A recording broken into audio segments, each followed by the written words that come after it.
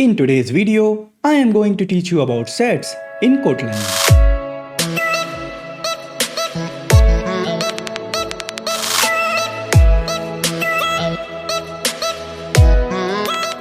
Hello and welcome to Learn with Tam. I'm Tariq Ali Mirza and my goal is to make you a kick-ass Android developer.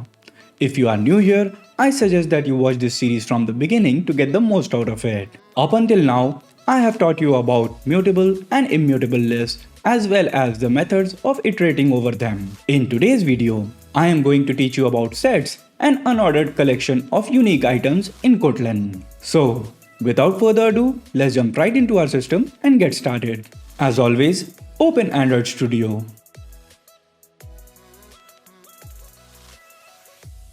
Now click on Create New Project. Select No Activity. Then click on Next. Give your project a name. Now click on Finish. Once your project is ready to work with, go to the Project Explorer and open the App folder. Then open the Java folder. Now right-click on the package name and select New, then select Kotlin file. Make sure that you have file selected in this list and then give a name to your file. And press Enter. Now let us create the entry point function. As I have stated already, sets are an unordered collection of unique items in Kotlin. Some of the important characteristics of a set are that each element within a set must be unique. The same applies to null elements as well, which means a set cannot have more than one null element. Two sets are considered equal as long as they have the same elements, even if the orders are different. Let me start by showing you the method of creating a set. On line number 10, I have used the setOf function and passed it some numbers to create a set. On line number 11, I am printing the set so that you can see what it looks like. Please note that I have repeated some numbers within this set. Let us see what the output looks like. The set has only 5 elements, even though I provided 9 elements to that set. Let us check why that happened. You can see that I repeated the number 10 3 times. And I repeated the number 8 twice. Also, I repeated the number 7 twice. And those repetitions were rejected by the set. And that is why we see only 5 elements in the set. So, you should only use sets to store collection of data that does not contain any repetition of elements. Because if your data contains repetition of elements, the repeated elements will be rejected by the set. Now, let me demonstrate another characteristic of set. On line number 13, I am creating a set named nullSet and I am trying to add multiple null values to that set. Let me run this program so that we can see the final values that were stored in the set. As you can see, even the extra null value was rejected by the set. Now, let me demonstrate the third characteristic. On line number 17 and 18, I have created two sets that contain the same elements, but in different order. On line number 20, I am checking if both of these sets are considered same by Kotlin. Let me run this program and see the output. As you can see, I was checking if the set 1, 2, 3, 4, 5, 6 is equal to the set 6, 1, 4, 3, 2, 5. And the answer was true because a set does not care about the order of elements. As long as two sets have the same elements, they are considered to be the same, irrespective of the order of those elements. With that, I have now shown you how to create a set as well as demonstrated some of its characteristics. Now, let us look at some of the methods and properties that you can access on a set. As stated earlier while teaching you about lists, there are some methods and properties that are accessible on all connection. One such property is the size property. Let me show you a couple of examples. On line number 23, I am accessing the size property of the number list and storing its value in the size of set. And later, on line number 24, I am using that variable in a print statement. Similarly, on line number 26, I am using the contains method of number list to check if the list contains the number 3. and I am saving the result in the isFound variable. And on line number 27, I am using the isFound variable in a print statement. Let me now run this program so that we can see the output. The first output is the size of set is 6, which is from line number 24. That is absolutely correct because we have stored only 6 elements in our number list. The second output, the number 3 is found in the set. The answer is true because we have stored numbers 1 to 6 in that list. So the number 3 is part of that list. Now let me use the contains method to find the number 9 in my list. Now let's rerun the program. The size remains the same. The answer to 3 is found remains the same. The answer to the question that whether number 9 is found within the set is false because we have added numbers 1 through 6 in the set. The number 9 is not present in the set. Let me also show you how you can use the index of method on a set. On line number 32, I am using the index of method of my number list to find the index of the number 4 in my list. Let me comment out the previous statements and then run the program. The index of number 4 is 3, which is correct because Kotlin uses zero-based indexing. So, the number 4 is on index number 3. Moving on, it is worth pointing out that unlike list, you cannot use the indexing operator or the get method on a set to access its element. Let me try to access its element using the indexing operator and show you what happens. On line number 35, I am trying to access the first element of my list using the index 0 within an indexing operator. And the IDE is complaining. On line number 36, I am trying to access the get method, but the get method does not exist on my number list. Even if I try to run the program, the execution will fail. Let me run it so that you can see it for yourself. As you can see, we are getting a lot of errors. So let me comment these lines out. At this point, let me introduce you to the two implementations of sets in Kotlin. The linked hash set and the hash set. The linked hash set stores the information regarding the order in which the elements were added to the set, whereas the hash set does not store that information. Linked hash set is the default implementation of sets in Kotlin. Since we use the set_of function to create our set, we are already working with linked hash set. Therefore, we can use the first and last method to access the first and last element of our set. Let me show you how it's done. On line number 41, I am using the first method on my number list to access the first element, and on line number 42, I am using the last method to access the last item of the number list. Let me run the program so that we can see the output. As you can see, the first number is 1 and the last number is 6, and that is correct because we saved the numbers 1 through 6 in our set. Now, let me create a hash set with the same elements and try to access the first and last element of that set. On line number 44, I am creating a hash set using the hash set_of function and providing it the values 1 through 5. On line number 45, I am creating a linked hash set by using the linked set_of function and providing it the values 1 through 5. On line number 47, I am accessing the first element of the hash set. On line number 48, I am accessing the first element of the linked hash set. On line number 50, I am accessing the last element of the hash set. On line number 51, I am accessing the last element of the linked hash set. But before I run this program, let me also add a print statement to print both these sets as well. On line number 47 and 48, I have added two print statements to print the entire hash set as well as the entire linked hash set. Now, let's run the program. In this execution, both the sets look exactly the same, and both of them are giving the same result for the first and last method. Let me try doing this with alphabets now.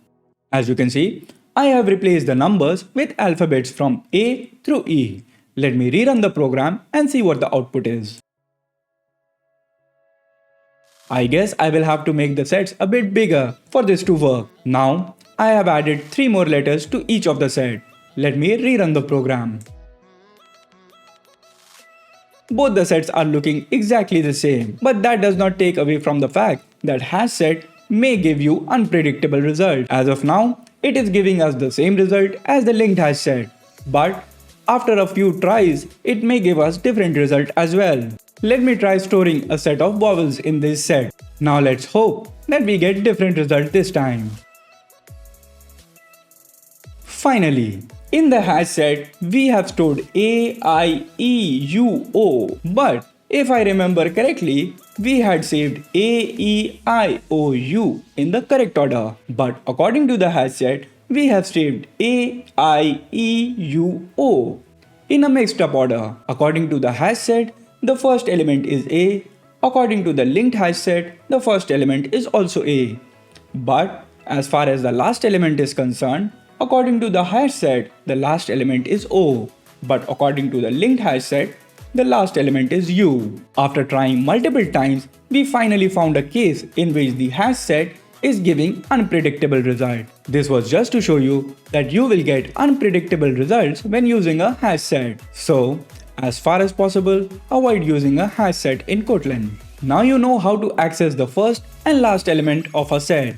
Using the first as well as the last method to get the first element as well as the last element is fine. But what if you want to access an element on a specific index? For that, you have the element at method. Let me show you how it works. On line number 57 and 58, I am using the element at method to access the element at the second index on both the linked hash set as well as the hash set. Let me run this program so that we can see the output.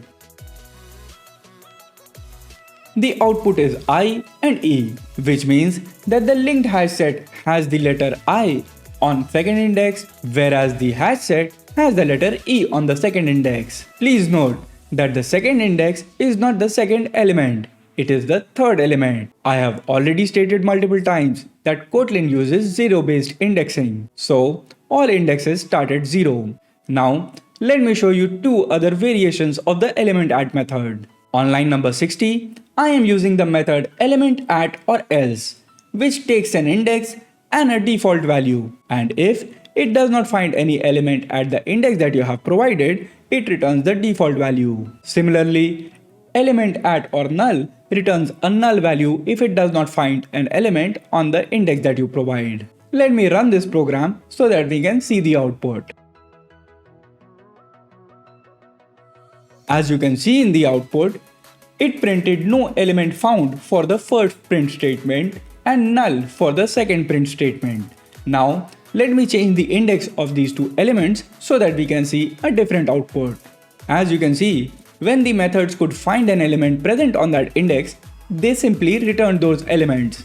And when they could not find the elements on that index, they returned the default value or the null value depending upon the kind of function that you were using. While studying set theory in mathematics, you must have come across terms like union and intersect. We have similar functions in Kotlin as well. Let me show you how they work. On line number 64 and 65, I have created two different sets. On line number 66, I am using the union function to print the union of both these sets. And on line number 67, I am using the intersect function to print the intersect of both these sets. Let me run this program so that we can see the output. As you can see in the first printed output, it performed the union of these two sets. Union, in simple terms, is a combination of both the sets. And since sets can contain only unique items, the duplicate items are rejected. As you can see, the numbers 1, 2, 3 and 4 exist within the union as well. And the numbers 6 and 8 are added too. The function intersect, on the other hand, is simply returning the common numbers of both the sets, and that is the number 2 and 4, which are present in both the sets. Moving on, just like list, even sets can be mutable or immutable. Let me demonstrate that with the help of a few examples. Up until now, all the sets that we worked with were immutable. In order to create a mutable set, you have to use the function mutable setof. On line number 70, I am creating a mutable set with the values 1, 2, 3, 4, 5 in it. On line number 71, I am printing that mutable set. On line number 72, I am adding the value 6 to the mutable set.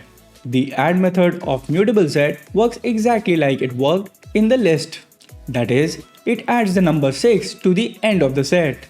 The remove method removes the element that you provide to it. That is, if that element exists within the list. Let me run this program so that you can see the output.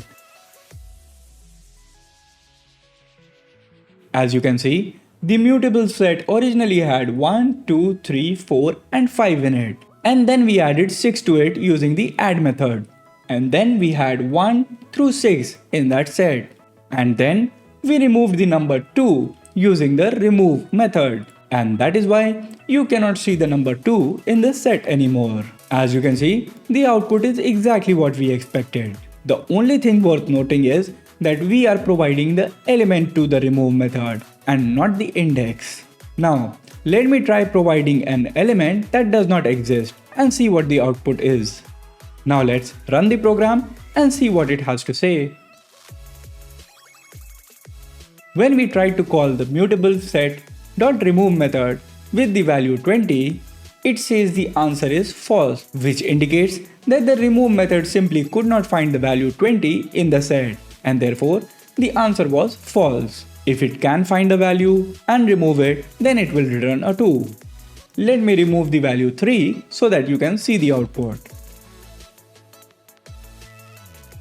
Now let's rerun the program. As you can see on line number 77, when I try to remove the element 3 from the set, I get the answer as true, which means that the element was successfully removed. Now let us look at the various methods in which you can iterate over sets. These methods are similar to what we have already seen in lists. And since I dedicated an entire video to iterating over lists, I will not be spending a lot of time explaining the same thing again. With that in mind, let me write the code so that we can begin the demonstration. As you can see on line number 80, I am using the setup function and providing it the numbers 1 through 5 and saving it in the variable number set. The print statement on line number 82 simply gives you an indication that the values being printed next are coming from a for loop. And then we have a simple for loop. I am sure you already know how this for loop works. So let's go to the next one. On line number 87, I am printing the line printed using for loop and using with index method. We have seen this kind of for loop also being used in the previous lecture. On line number 92, I am using the for each method on my set. And once again, this method was also covered in the previous lecture. On line number 96, I am simply giving an indication that the next output is printed using the for each indexed method. And we also covered this for each index method while covering iterators of a list. And on line number 101, we have the printed using the iterator print statement, and then we are creating an iterator using the method iterator on our number set. And then we are using the while loop as we did with the list. It's all the same. Everything that I am doing here, we have already done within a list. The only difference is that you cannot use the list iterator as well as the mutable list iterator on a set. Now, let me run this program and walk you through the output. Starting from the top, it says printed using for loop. Let's go back to the for loop. As you can see, the numbers were 1 through 5, and that is exactly what is printed. Then printed using for loop using the with index method. And as expected, the index is printed on the left hand side, the numbers are printed on the right hand side. That is exactly what we were trying to print. Now, printed using the for each method. Let's go to the for each method then. Here, we are using the default it variable provided by for each to print every value. You can also provide your variable name. So, if you want, you can write something like item and then use that variable name instead. It all works the same. After that, it says that it was printed using the for each indexed method. And as expected, the index is on the left side, the numbers are on the right side. And that is exactly what we were trying to do on line number 98. Now let's look at the printed using the iterator method. The values are printed from 1 through 5. exactly what we expect from a common iterator. On line number 107, we are creating a mutable set. And on line number 108, we are creating an iterator to that mutable set. This iterator will be a mutable iterator, as we already discussed in the previous lecture. Whenever you call the iterator method on a mutable collection, you get a mutable iterator. When you call the iterator method on immutable collections, you get a common iterator. We are using the if expression to check if the value is less than 4. And then we are using the mutable iterator to remove that value. So, all values that are less than 4 should be removed at this point, and that is exactly what I am trying to print in the last print statement. Let us take a look at the last two printed outputs. Before removing the values that are less than 4, our list had the numbers 1 through 8. And after removing the values that are less than 4, our list has the values 4 through 8, which means that the number 1, 2 and 3, which are less than 4, were removed. That is in line with our expectation. Since I have already taught you how to work with lists, I did not spend a lot of time explaining each and everything in this lecture. And I am sure even you did not want me to bore you with the same details again and again. Because most of the methods and properties that I am using on sets, as well as the methods that I am using to iterate on sets, were already demonstrated when I was teaching you about lists. Next up, we will look at maps and learn how to work with its key value pairs. But that we'll do in the next video. That's all for today's video. As always, feel free to share your valuable thoughts and feedback in the comment section. If you like the video, smash that like button. If you are new to the channel, consider subscribing. And don't forget to hit the bell icon to receive timely updates of all future uploads. I'll see you in the next one. That's all for today's video. As always, feel free to share your valuable thoughts and feedback in the comment section. If you like the video, smash that like button. If you are new to the channel, consider subscribing. And don't forget to hit the bell icon to receive timely updates of all future uploads. I'll see you in the next one.